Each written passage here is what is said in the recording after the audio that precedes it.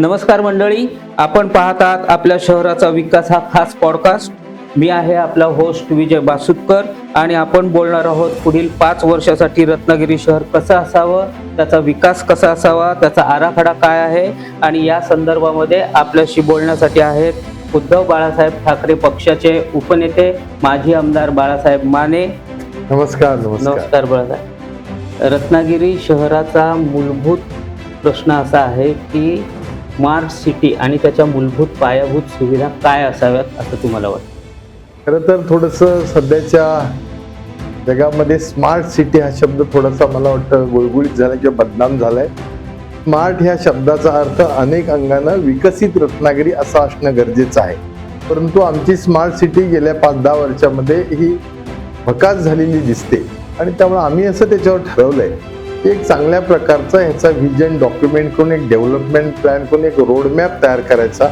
कारण ह्या रत्नागिरीला एक ऐतिहासिक अशा प्रकारचा वारसा आहे आणि त्यामुळं ही रत्नागिरी ऐतिहासिकदृष्ट्या प्रसिद्ध असलेली आहे. आंबा, काजू, नारळ, सुपारी, मासेमारीचा व्यवसाय अशी एक सुखसंपन्न असणारी ही रत्नागिरी होती आणि त्यामुळे ह्या रत्नागिरीचं रूप कालौघामध्ये अधिक चांगलं होणं गरजेचं आहे, ती विकसित होणं गरजेचं आहे. परंतु मला आठवण येते ती म्हणजे ह्या रत्नागिरीचे पहिले खासदार मोरोपंत जोशी होते, त्याच्यानंतर खासदार शामरावजी पेजे होते, त्याच्यानंतर खासदार बापूसाहेब पडळकर होते आणि आमदार म्हणून एस.सी. हसनैन साहेब, कुसुमताई अभ्यंकर कैलासवासी लेखिका असलेल्या होत्या, शिवाजीराव जड्यार होते, त्याच्यानंतर शिवाजीराव गोताड होते. मी 5 वर्ष या शहराचं 99 ते 2004 अशा प्रकारे नेतृत्व केलं. वयाच्या 34व्या वर्षी या रत्नागिरीकरांनी मला आमदार केलं होतं आणि त्यामुळं तेव्हापासून आमचं सगळ्यांची एक बांधिलकी या रत्नागिरी करत आहे. डॉक्टर जयशंकर केळकर माझ्या लहानपणी मी 10 वर्षाचा असताना 1975 साली या नगराचे थेट नगराचे निवडून आले. भारतीय जनसंघाच्या पक्षाच्या नेतृत्वाखाली. तेव्हा माझे वडील कैलासवासी यशवंतरावजी माने हे होते, गणूभाऊ काळे होते, रामदाजी देशपांडे होते, रामभाऊ सुर्वे होते, रवींद्र सुर्वे होते, सदभाऊ दाते होते. अशी खूप एक सामाजिक बांधिलकी असणारी मंडळी या रत्नागिरीचं नेतृत्व करत होते. त्याच्यानंतर जाधव साहेब नगराध्यक्ष झाले, त्याच्यानंतर रवींद्र सुर्वे साहेब नगराध्यक्ष झाले, कैलासवासी उमेश शेट्टी साहेब रत्नागिरीचे नगराध्यक्ष झाले. 1995ला शिवशाहीचं सरकार आलं, रवींद्र माने पालकमंत्री झाले आणि त्यावेळेला स्वर्गीय आमचे मित्र उमेश शेट्टी हे नगराध्यक्ष होते आणि त्यामुळे त्यांनी सुद्धा एक विकासाचं व्हिजन करून ही रत्नागिरी विकसित करण्याचा प्रयत्न केला होता. परंतु गेल्या 20 वर्षामध्ये 2004 पासून अगदी कालपर्यंत ही रत्नागिरी विकसित होण्यापेक्षा अविकसित कशी राहील असा प्रयत्न झाला आणि त्यामुळे आमचं सगळ्यांचं आता एक बांधिलकी आहे की हा रत्नागिरीचं एक व्हिजन डॉक्युमेंट करून रत्नागिरीकरांना त्याच्यामध्ये इन्व्हॉल्व्ह करून त्यांच्या सूचना आपल्याला घ्यायच्या आहेत आणि त्याचबरोबर रत्नागिरीचे निवडून येणारे नगरसेवक आणि नगराध्यक्ष शिवानी राजेश सावंत म्हणजे शिवानी मिहीर माने ह्या आज नगराध्यक्षपदाच्या शिवसेना उद्धव बाळासाहेब ठाकरे पक्ष आणि त्याचबरोबर महाविकास आघाडीच्या माध्यमातून महाराष्ट्र नवनिर्माण सेना, बहुजन समाज पार्टी या सगळ्या मित्रमंडळींनी तिला पाठिंबा दिलाय.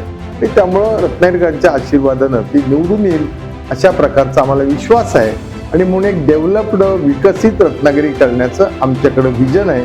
चांगल्या प्रकारचे रस्ते असतील, अंडरग्राऊंड ड्रेनेज सिस्टम असेल, चांगल्या प्रकारचे पदपथ असतील, त्याचबरोबर चांगल्या प्रकारच्या लाईट्स असतील, चांगली उद्यानं असतील, चांगली करमणुकीची केंद्र असतील आणि सगळ्यात मोठं म्हणजे हे एक ग्रोथ सेंटर आपल्याला करायचं. कारण हे डिस्ट्रिक्ट सेंटर असल्यामुळं या ठिकाणी मासेमारी असेल, आंबा असेल, अनेक व्यवसाय करील, सेवा क्षेत्र असेल, ह्या माध्यमातून एक नवे रोजगार ह्या ठिकाणी तयार होऊन रत्नागिरीकरांची क्रयशक्ती वाढेल, रत्नागिरीचं पर कॅपिटा इन्कम वाढेल, रत्नागिरीचा GDP वाढेल अशा दृष्टीनं आमचं ह्या संदर्भातलं व्हिजन आहे.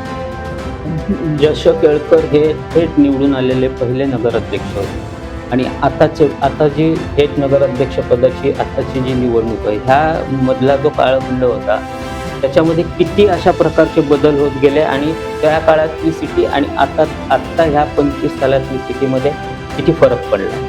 असं आहे, रत्नागिरी ही एकेकाळी 12 वाड्यांचं रत्नागिरी शहर किंवा त्या काळातलं गाव होतं. श्रीदेव भैरीबुवा हेच ग्रामस्थ ग्रामदैवत होतं आणि त्यामुळं 50-60-70 वर्षापूर्वीची ही रत्नागिरी होती. पण जसं जसं हे शहर विकसित व्हायला लागलं आणि नगर परिषद ब्रिटिश काळापासून या ठिकाणी स्थापन झाली, परंतु स्वातंत्र्यानंतर हळूहळू या सगळ्या संस्था विकसित झाल्या आजही या गोष्टीला 50 वर्ष होत आहेत. डॉक्टर जयशंकर केळकर भारतीय जनसंघाचे नगराध्यक्ष म्हणून थेट निवडून या ठिकाणी आले होते. माझे वडील कैलासवासी यशवंतराव माने त्यांच्या सोबत होते. कुसुमते अभ्यंकर आमदार त्यावेळेला नगरसेविका होत्या. रामदाजी देशपांडे, भाऊजी मांडवकर, रवींद्र सुर्वे अशी कितीतरी भारतीय जनता पक्षाची त्यावेळेच्या जनसंघाची मंडळी होती. आणि जवळजवळ 8 ते 9 वर्ष थेट नगराध्यक्ष म्हणून डॉक्टर जयशंकर केळकर साहेबांनी काम केलं. रत्नागिरीचं छत्रपती शिवाजी स्टेडियम असेल, रत्नागिरीची भांजीबंडी असेल, या लक्ष्मी चौकातला सावरकरांचा पूर्णाकृती पुतळा असेल, बाबासाहेब आंबेडकरांचा पूर्णाकृती पुतळा असेल, मारुती मंदिरचा छत्रपती शिवरायांचा पूर्णाकृती पुतळा असेल, हे सगळं त्यांच्या काळामध्ये झालेलं आहे. आणि त्यामुळं त्यानंतर मात्र नगरसेवका म्हणून नगरसेवक निवडायची पद्धत आल्यामुळं वेळोवेळी नगरसेवकांच्या संख्याबळावरच त्या नगराध्यक्षाला काम करावं लागलं होतं. आणि त्यानंतर 2000 मला वाटतं 16 साली पुन्हा कायद्यामध्ये बदल होऊन रत्नागिरी सगळ्या प्रत्येक शहरामध्ये तिथले जे मतदार आहेत ते थेट पद्धतीनं नगराध्यक्षाला निवडून देत होते असा कायदा झाला होता. त्याला कारण असं होतं की नगरसेवकांच्या माध्यमातून नगराध्यक्ष निवडीमध्ये घोडेबाजार व्हायला लागला आणि त्यामुळे लोकशाहीला ही चांगली गोष्ट नव्हती आणि म्हणून हा निर्णय घेण्यात आला. आणि आज त्याच निर्णयाच्या अंतर्गत या ठिकाणी शिवानी राजेश सावंत पूर्वाश्रमीच्या म्हणजे आताची शिवानी मिहीर माने ह्या आमच्या शिवसेना उद्धव बाळासाहेब ठाकरे पक्ष आणि सगळ्या मित्र सहकाऱ्यांच्या नगराध्यक्ष पदाच्या उमेदवार असल्यामुळे आम्हाला सगळ्यांना खात्री आहे की त्या काळामध्ये डॉक्टर केळकर साहेबांनी जी विकासाची मुहूर्तमेढ घातली होती, त्याच्यानंतर मधल्या काळात रवींद्र उर्फ भाऊ सुर्वे ह्या शहराचे नगराध्यक्ष होते. त्याबरोबर आमचे जाधव साहेब नगराध्यक्ष होते, प्रमोद रेड्डी नगराध्यक्ष होते, अशोकराव मयेकर नगराध्यक्ष होते, मिलिंद कीर नगराध्यक्ष होते, उमेश शेट्टींची कारकीर्द नगराध्यक्ष म्हणून आजही लोक आठवण करतात.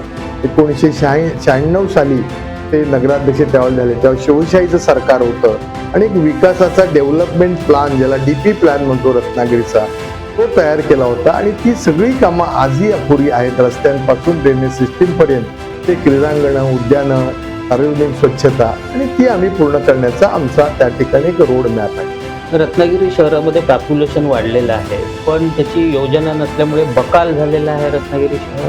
100% गेल्या 10 वर्षामध्ये ह्या बकालपणाला जास्त स्वरूप आलं. कारण एखादा लोकप्रतिनिधी सातत्यानं जेव्हा निवडून येतो आणि त्यावेळेला त्यांचे केंद्रीकरण सत्तेचं सगळं होतं. मी म्हणेल ते धोरण, मी बांधेल ते तोरण अशा प्रकारचं गेल्या 20 वर्षामध्ये काम आहे. राहुल पंडित 2016 साली थेट नगराध्यक्ष 5 वर्षाकरता निवडून आले होते, परंतु त्यांचा 2.5 वर्षांचा राजीनामा का घेण्यात आला, त्याच्यानंतर निवडणूक परत झाली. आणि त्यामुळे हे सगळं एक सिस्टीम बिघडवण्याचं काम विद्यमान जे रत्नागिरीचे राज्यकर्ते आहेत त्यांनी केलं होतं. परंतु आम्ही ह्या निमित्तानं रत्नागिरीला वचन देऊ इच्छितो की 5 वर्षाकरता तुम्ही आम्हाला निवडून देणार आहात नगरसेवकाने नगराध्यक्षांना. त्यामुळे आमची बांधिलकी ही मतदारांची रत्नागिरीकरांची असणार आहे. आणि शिवानी माने हिनं असं सांगितलंय की रत्नागिरी हे माझं कुटुंब आहे. मी एका पक्षाची नक्की उमेदवार असणार आहे, मी एका कुटुंबाची सदस्य नक्की असणार आहे, परंतु ज्या वेळेला मी निवडून येणार आहे त्यावेळेला मी सगळ्या रत्नागिरीकरांची असणार आहे. हे खूप चांगलं वाक्य तिनं त्या ठिकाणी बोललंय. त्यामुळे ती जरी माझी सून असली, राजेश सावंतांची जरी मुलगी असली, स्वर्गीय आमदार अप्पा साळवी साहेबांची ती जरी नात असली, तरी ती शेवट रत्नागिरीकरांची एक प्रतिनिधी म्हणून आता उद्या निवडून जाणार आहे. आणि त्यामुळं तिची बांधिलकी रत्नागिरी हे तिचं कुटुंब म्हणून असणार आहे.